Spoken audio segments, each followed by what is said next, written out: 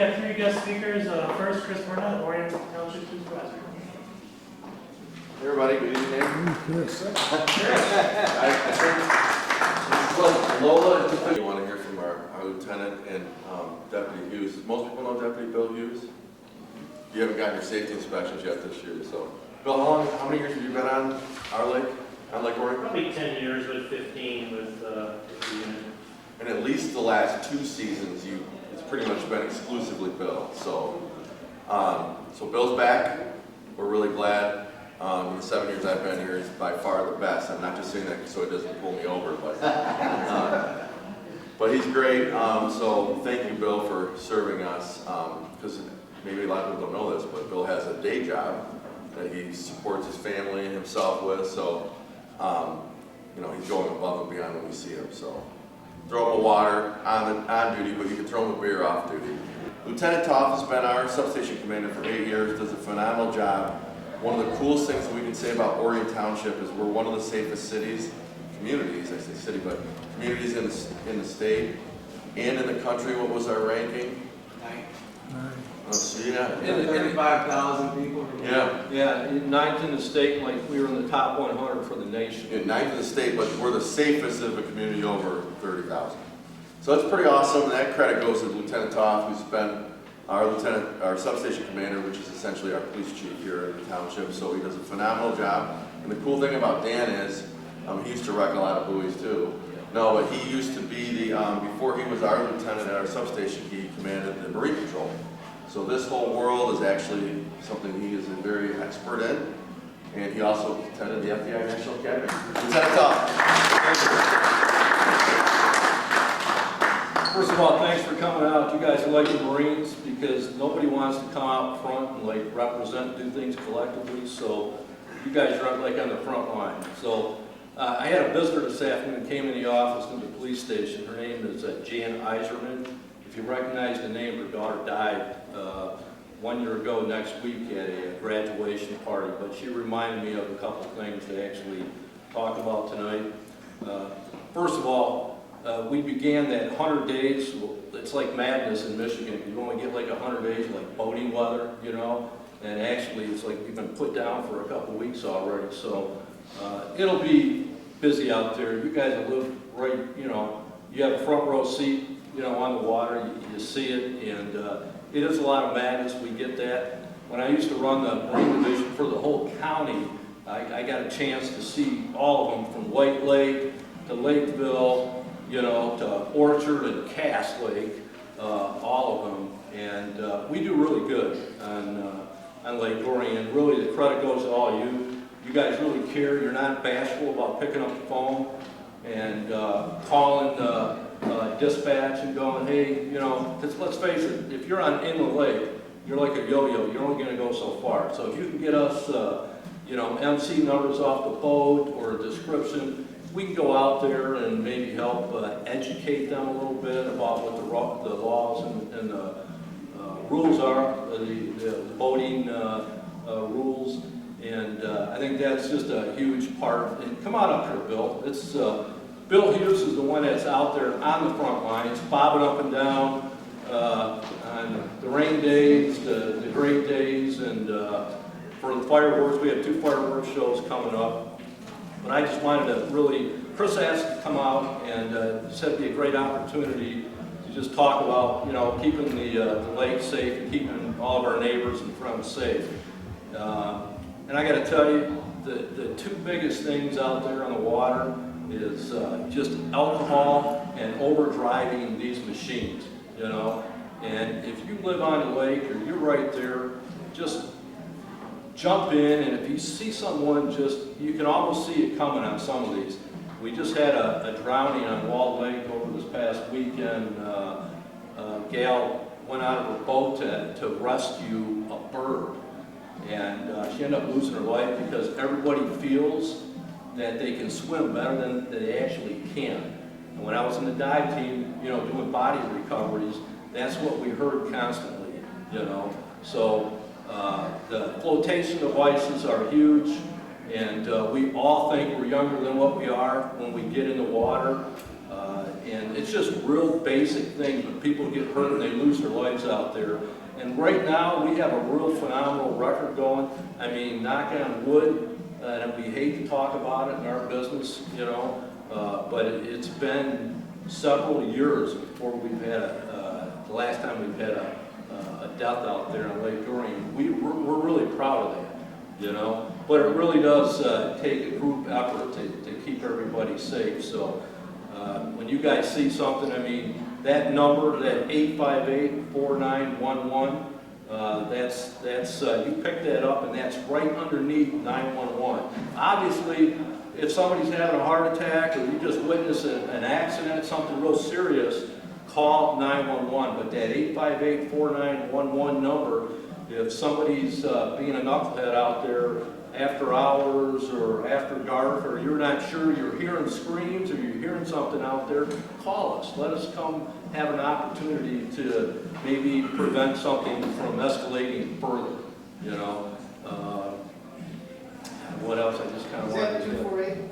Yeah, that's 248. It's the same number, and that number is what you would call for anything on the road, land or water, that 858-4911, and it's everything north of M59 from Rochester Hills to South Lyon, okay?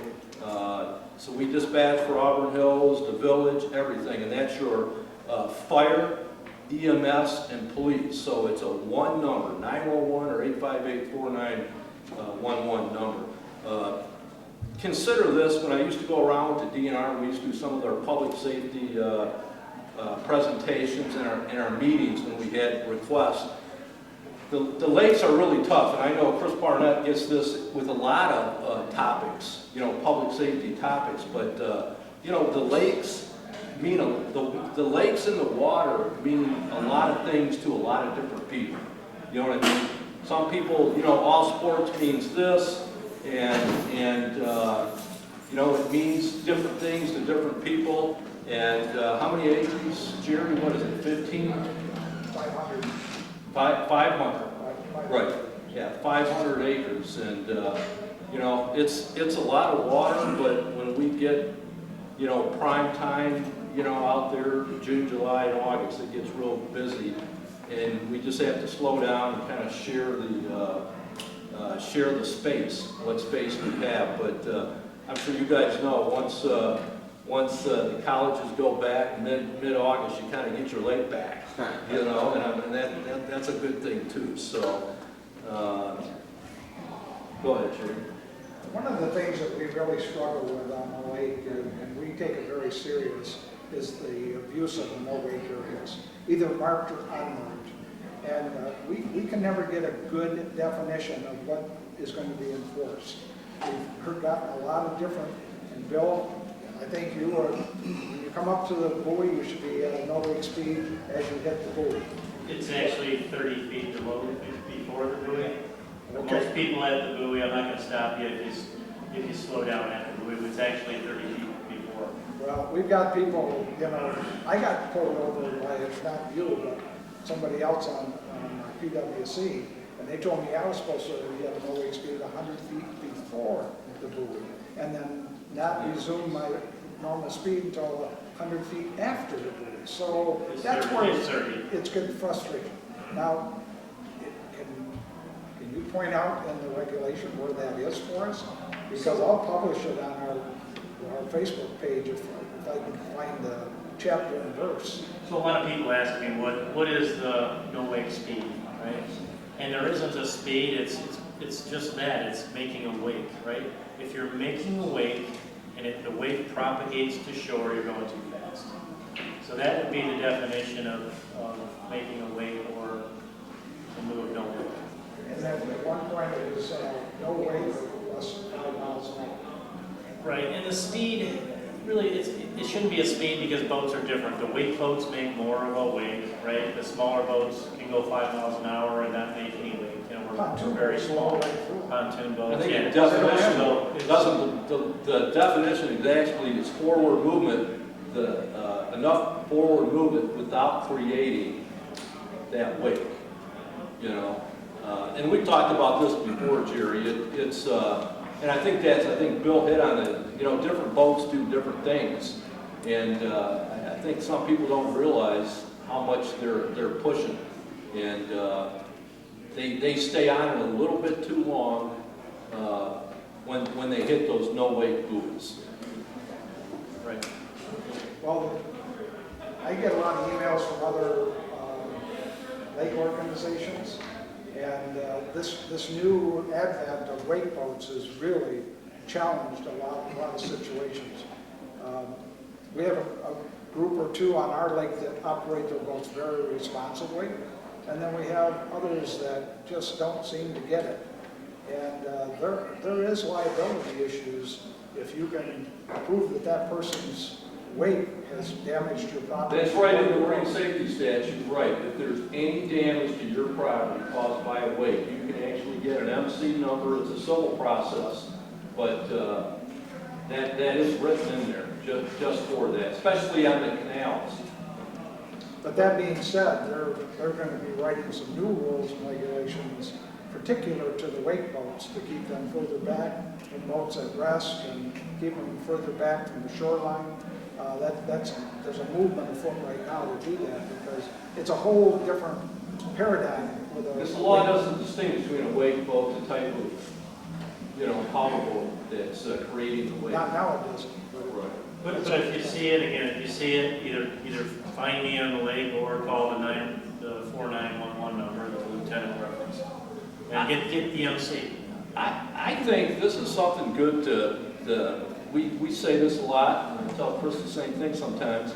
The law lasts for a long time, okay? So if Bill's on the opposite end of the lake, okay, or he hasn't quite came on duty yet, or whatever is going on, if you get the MC numbers, we can address some of these issues, especially with younger people that maybe their parents own the watercraft. We can actually address it by land or on the water, and a lot of times that's effective too.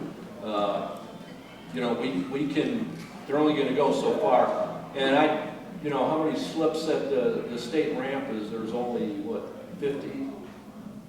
38.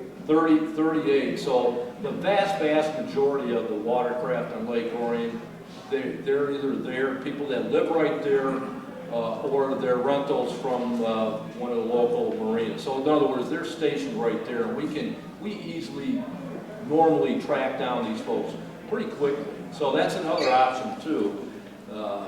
If you can't get to it, field glasses are great. If you can get some MC numbers, we can do our job that way too. One other thing I'll bring up that just I'd like to mention, the number one issue I have on the lake is PWCs. And it's not typically people that, you would think it's people that launch their PWCs that are coming from either an off-lake location, but it's not. The issue is the homeowners that have parties, that there's a group of people and they say, hey, just go ahead and use my PWC. That's my number one issue, okay? Because 9 times out of 10, those people don't know the laws. They're going the wrong way. They don't know what the no wake means, even though it says no wake. The other thing about that is you're liable, and as homeowners, and be aware that you need to be 41 years old or older to operate a PWC without a license for a PWC. Most people don't know that. And I just handed out the guidelines on a lot of that. There's some great safety tips in there. If you want to post any of that stuff is all vetted through the Marine Safety Act. That's a great point, and that's what Ms. Eiserman asked us to pass along today. Her daughter went to a graduation party in Commerce Township, and they lowered the jet ski into the water. She had never operated a watercraft at all. They showed her where the throttle was, they got her going, and before long they actually had her towing someone behind it on a tube. And unfortunately, she did what you would naturally do with a jet boat, and that is when she saw a hazard, she let off on the throttle And what happens with a nozzle, a jet ski nozzle, you lose all your steering, and of course, watercraft don't have brakes. So she went head-on into another watercraft and instantly killed herself or died. And the other person on the tube was injured. And so that's how she lost her life, and that's it's sad because it's definitely avoidable, and that's a good point. Those things are especially speed kills, you know, whether it's on the land or the water, and it's just a shame because when we go around and we do a lot of these investigations, a lot of this stuff was so preventable. And then, of course, the liabilities that go along with it. It's a lifelong liability, you might say. In that case with Ashley Iserman, it was 15 minutes from the time she got on it until her death. It happened almost right away. Yes. Stand-up paddleboards, life jacket required? It is not. See a The lot of paddle board is the flotation. Good question, though. Yeah, there's a lot more of that, and that's another good point. In fact, when we see folks that are swimming away from swim areas like that, especially out on Lake Orion, because Lake Orion gets choppy, not just from the weather, but from all the different boats. It's almost like Lake St. Clair on the Black River. It's so choppy, it's not the weather, it's all the boats. And you can't see people that have ventured away from the swim areas or crossing a canal or something like that. So, and you know what, we're relying on you guys to help spread the word, you know what I mean? If you can push the word out about some of these things, by all means, and we'll be more than happy to come out and talk to any of the groups, and just as reminders, you know, we like to say that we don't prefer to use the court system or tickets. You know, that's typically what we like to do as a last resort. We'd rather, you know, raise everyone's awareness and educate them, maybe take a boating class, which we just provided. Chris asked for a couple boating classes from the township. We just provided 2 boating classes, one at the fire hall and one at the boat club here. And we probably could have even gotten a little bit more participation with that, though. So encourage that. We'll have more boating classes. If you guys know anyone who needs a boating class, if you have a family of 3 or 4 or 5 and they can't afford $150, you call us at the substation and we'll help get you a free boating class. So any other questions for these guys? Just a suggestion, if you work with the library, they often have free classes or performances on weekends of different things. So I imagine the library would be interested in having a boating class there if you choose to. George? I was going to say, Lieutenant Hoffman is a pain in the neck, but No.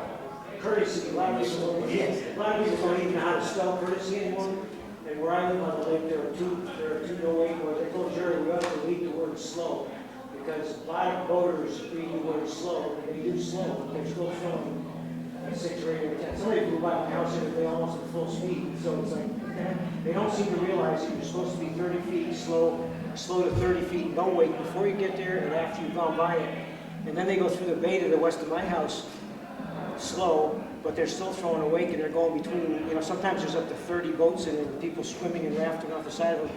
It's like, what the heck are they thinking when they do that kind of stuff? And I don't know whether it was you or not, but it was last year or something, but an officer on the lake came by my house and I was cranked up that day and I waved him over and I said, you can't believe how much better the behavior is in this area when you're here as opposed to when you're on the other side of the lake.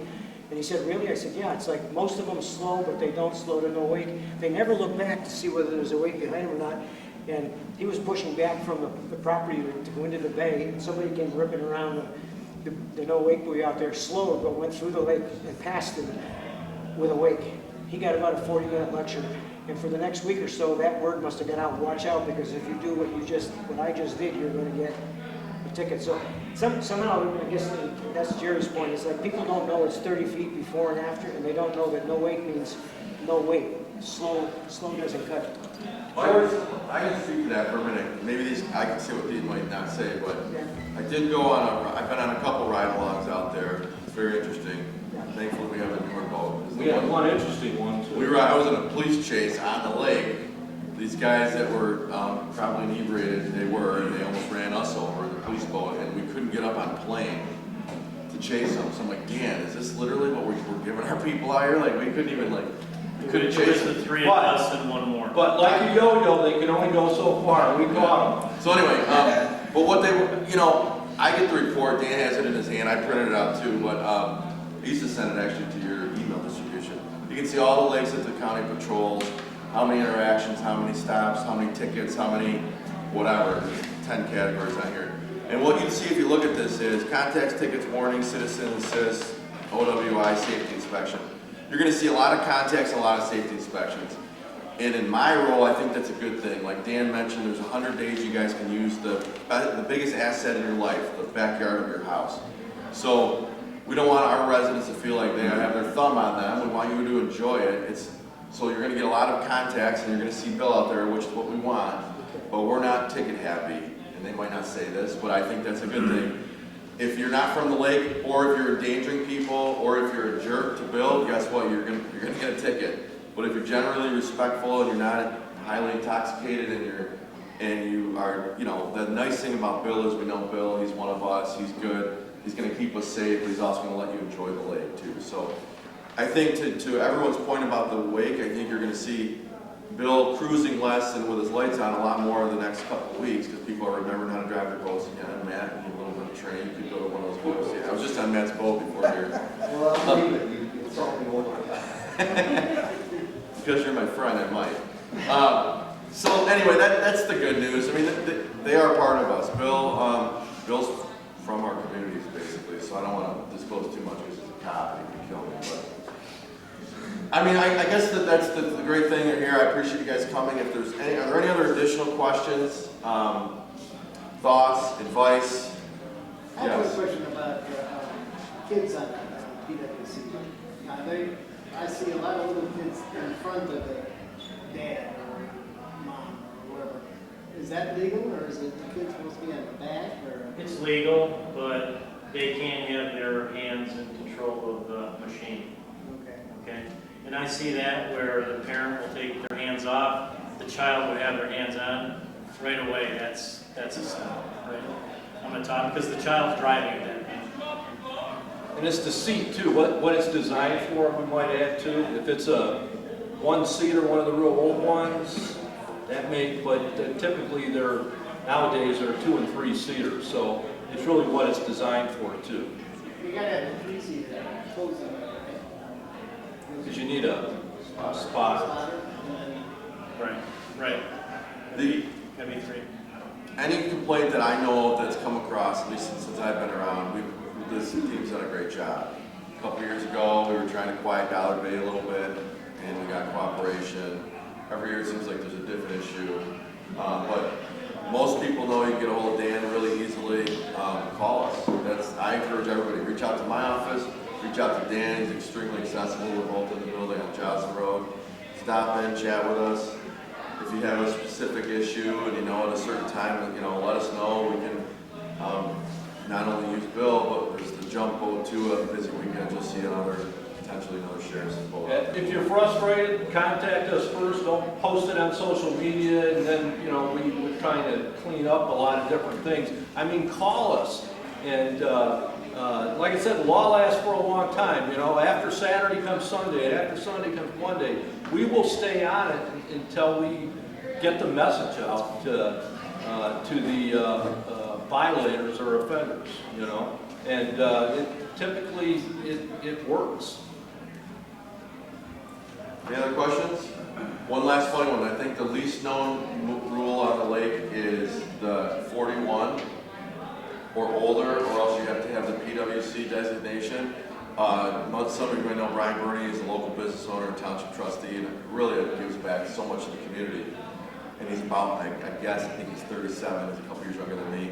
And last summer he bought a jet ski, put it in, and wasn't old enough to drive after he got pulled over. He had to drive the drive of shame back to the public access and put his toy away. This 38-year-old man who's a volunteer in our community, but he broke the law. I think he should have ticketed him too, but that's There's just. still time, the law doesn't end. And now he has a voting class and he knows all this stuff.